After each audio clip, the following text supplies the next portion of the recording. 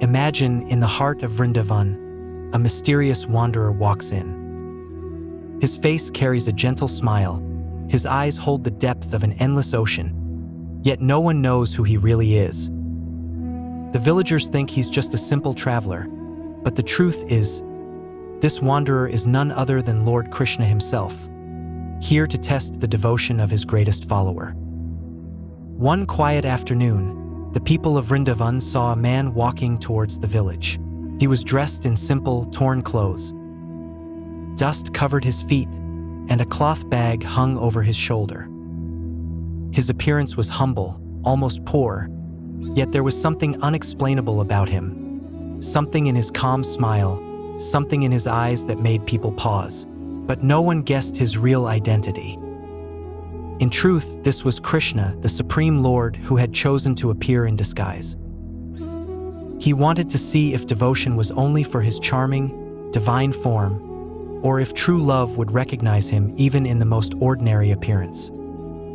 If you believe true love can see beyond appearances, make sure you like this video so more devotees can hear this forgotten story. Many years had passed since Krishna's childhood in Vrindavan.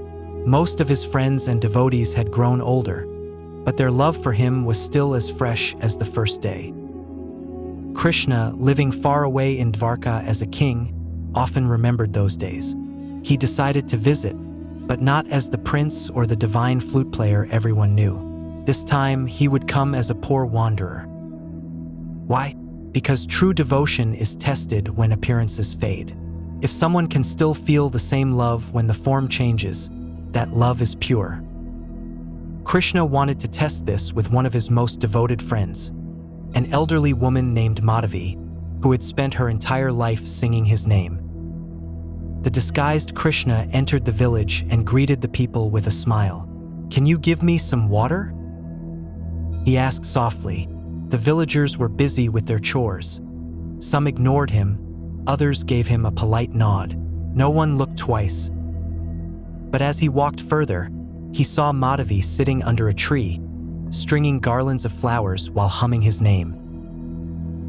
He approached her slowly and said, "Mother, I am tired and hungry. Could you spare something to eat?" Madhavi looked at him. She saw no crown, no flute, no golden garments, only a dusty traveler. Yet, something stirred in her heart, a strange warmth, as if she had known this man forever. Before I tell you what happened next, comment below. If Krishna came to you in disguise, would you recognize him? Madhavi offered the traveler a seat on a mat and went inside her small hut. She had very little, just a small bowl of milk and some dry bread. But she brought it out with love and said, "Please eat. It's all I have." Krishna, still in disguise, accepted the food and ate silently.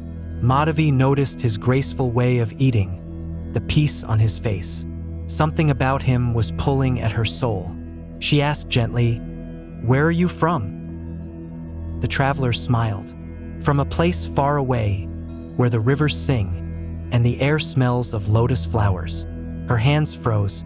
Those were the exact words she used to describe Vrindavan in her prayers to Krishna. After eating, Krishna stood up and said, "Thank you for your kindness.